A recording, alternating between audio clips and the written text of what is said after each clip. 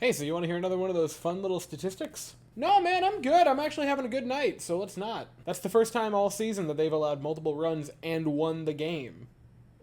Why are you even here? You don't even pay rent! Hi, I'm West, and I love talking about the Astros, and I'm here to talk about Game 11 of the regular season, where the Astros win 10-5 over the Texas Rangers, and miraculously, following those first two games, end up splitting the series against the Texas Rangers. Yeah, this is quite an interesting game to talk about because, for starters, before you even get into the game, you talk about the starters. Framber Valdez at about 3 p.m. or 4 p.m. gets scratched from the start. He had arm soreness, shoulder soreness, elbow soreness, whatever you want to call it. Something in his throwing arm wasn't feeling right, and he is being evaluated back in Houston. That was the update. Still waiting for anything more. And it's just another in a very, very long line of not just Astro pitchers, but just pitchers league-wide that are getting injured like more often at like a crazy high rate. And I'm going to be honest, I will willingly accept the fact that I was wrong on something. I liked the pitch clock. I thought it was a cool idea. And I debated the fact of like, hey, I make 162 videos a year on baseball. So if you can cut 30 minutes off a night and give that back to me, 81 hours a season roughly, I'm all for it. I've seen the repercussion of it.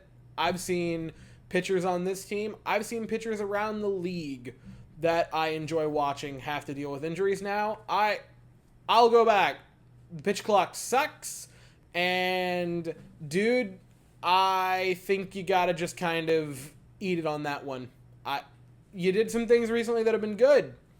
I like the whole pickoff rule, and I like the bigger bags. But dude, I think that was a miss, and I just feel that right now is the best moment to talk about that because there's yet another one, and yet another in the deep line. Like the Astros now have a theoretical full rotation injured.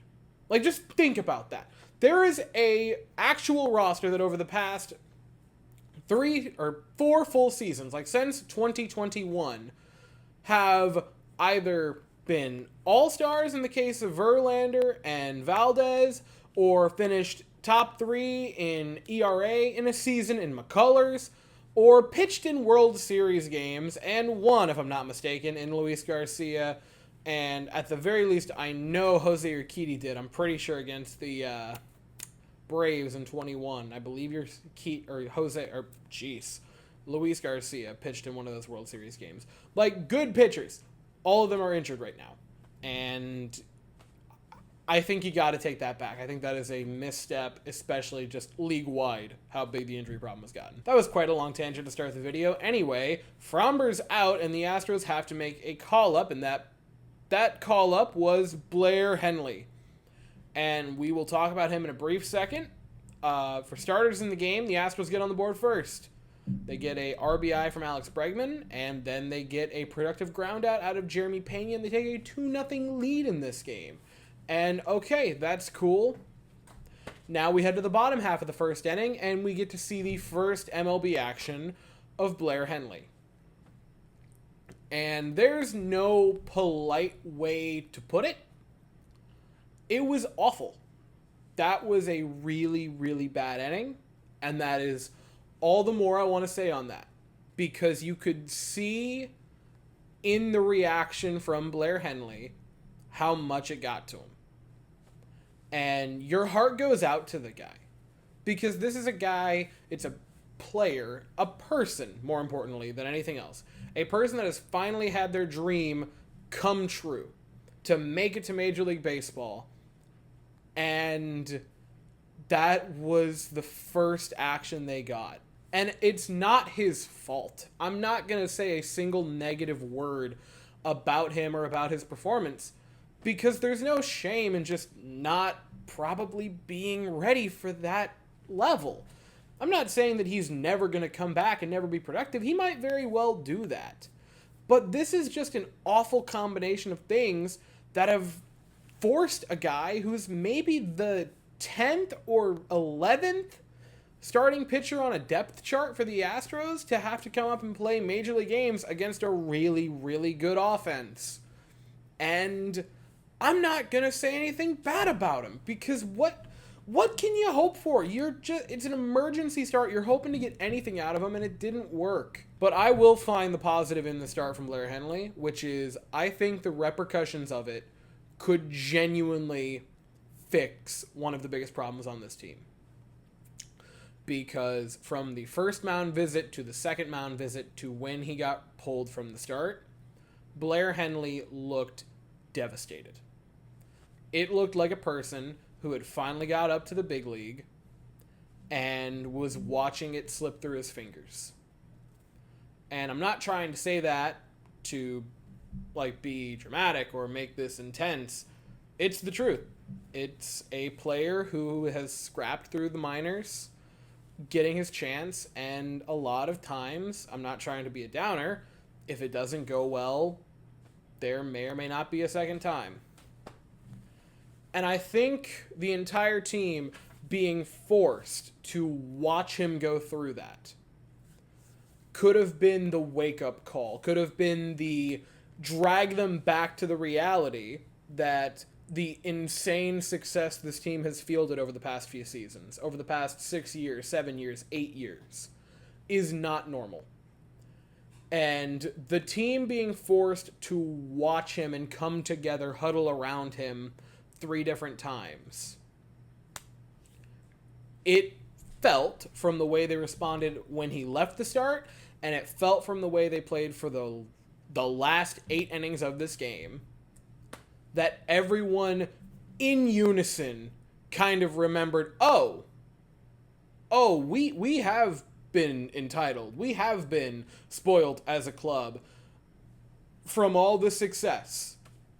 And I think that moment could have kind of been the parental smack in the back of the head and, hey, straighten up. It's so much more than the fact that the bullpen did really well in this game and the offense scored 8 more runs after the first inning. It's the mentality to come back after that visceral gut punch in the first inning and put 8 more runs on the board. It's the fact that the bullpen was able to come in, who has struggled all season long, and with this weird assortment of long relievers and guys you're throwing out there and an elite reliever, go 8 2/3 scoreless. It's the mentality change that looked better for me. It's the fact that they were back to being that team that's running hard, that's fielding hard, that is making those stupid good defensive plays. And yeah, the fact that they had the mental fortitude to come back from the 3-run deficit. You might say, well, it's only 3 runs. 3 runs that early after you get the feel good of taking the 2-run lead is a big thing to come back from. That's why I will sit here and actually pound the table and say, hey, this actually felt like them kind of returning to form in a mental sense. And it's not the fact that they won those 2 games that gives me hope. Because winning 2 games at the end of a series in which the first 2 you got absolutely slaughtered in is not enough to make me think, oh yeah, they're back. Winning this particular game under the set of circumstances that they were given today is why I think there is a possibility that this could be the start to them climbing back up to where I believe and where a lot of the fan base believes the standard should be. Because they were given a very unfortunate situation today. They were given one of their starting pitchers, one of their better starting pitchers, having to go down injured. They were given a start from a player who just simply was not ready. They watched him not be ready. They watched him be devastated by it, and they responded. How many times last year, how many times in the postseason alone did this team get punched in the face and then whimper and cower and just kind of fall away and say, we'll get them tomorrow? They got punched hard in the first inning. Emotionally, they got punched hard. And they responded by beating the tar out of the defending champions. And that is why one game can give me hope. And while the storyline of this game definitely needs to be focused on the team as a whole and them as a group, you have to give praise to a couple of guys that stepped up huge. Yordan Alvarez had a massive game. Alex Bregman had a really, really good game. Victor Caratini hitting his first home run as an Astro. He had a pretty nice game with 3 RBIs. And Seth Martinez coming in the bottom of the first inning coming into a bases loaded 1-out situation and immediately getting a double play and then going 3 2/3 in total scoreless with a pair of strikeouts. Great performance from Seth Martinez. Total cap off. He really helped save the game and also helped keep a good bit of the bullpen preserved going 3 2/3, so that's a good thing.